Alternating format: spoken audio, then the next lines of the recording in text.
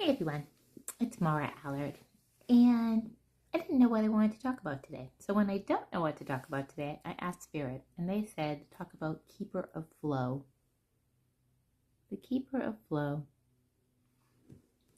In this card, there's a tree with a door, beautifully lit up. There's a boat going smoothly to it. Everything is flowing. There's nothing distracting here. There's nothing turbulent. There's this boat in the little river. There's these beautiful steps to a tree. Beautiful flow. Wow, wouldn't it be nice if everything was like that? But we do have control over some things, and this is what energy is about. Are we going upstream or downstream? And if we can approach every opportunity that comes to us and ask us, will this take us upstream or downstream? In fact, my daughter-in-law, when they meet a new person, friend, coworker, whatever, and they ask them to do something. So when my son and my daughter-in-law encounter a new couple or friend person to be in their friend circle, they ask, which I think is brilliant, is this adding to us? Does this add to us, or does this subtract? Is this an addition or a subtraction? That is flow. They are not allowing people into their lives that are not an addition, who bring something. Because remember, we are only as good as the people we surround ourselves with, the space we surround ourselves with. We only rise up by being around people and things that make us rise up, that go upstream. We all have to navigate things that we don't like at times, that may be downstream, but this is like different. If you want flow in your life, you're like my son and his wife. Is this an addition or is this a subtraction? And if you start thinking it's an addition and it becomes a subtraction, you can always course correct, right? We don't have to commit to something fully forever.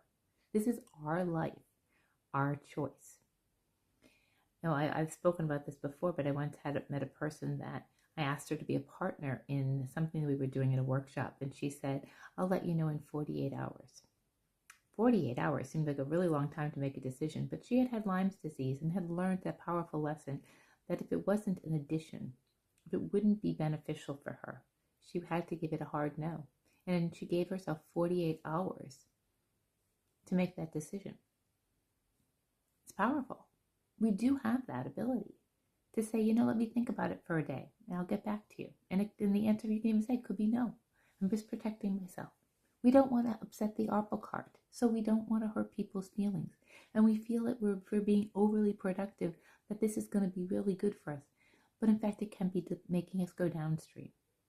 So before you take on anything, before you take on one more thing into your life, does this add or subtract? Does this take me upstream or downstream? And pause and see if you can feel it in your body. If you quiet yourself, you can. Don't talk yourself out of it. Go with your gut. If it doesn't feel upstream or an addition, it's a pass. It's protecting your flow.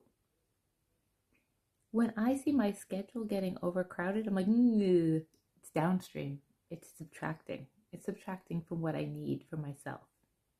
I spent far too many years outsourcing all of my energy to everything and everyone. I no longer will allow that.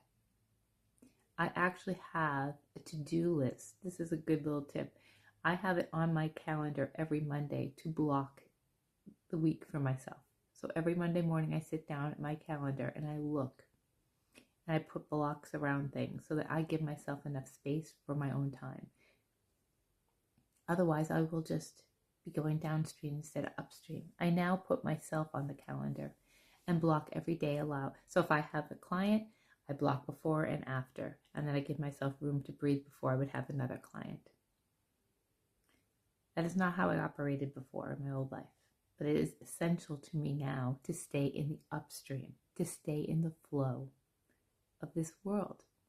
There is so much noise right now. There's so much things that can cause anxiety. We don't need to add to the external, more internal noise. The less we get to choose we may not be able to choose what's externally happening, but we can choose what's internally happening. And yes, some of us have more time and the luxury of time based on our age or economic factors, and some of us have very busy, full lives that we have to give a lot to. But we do get to choose some of those things no matter what. Even if that's choosing your meal. Does this add to me or subtract to me? And get really basic. We are more in the flow when we choose better things for us. And sometimes when we're busy, it's easy to pick the quick fix.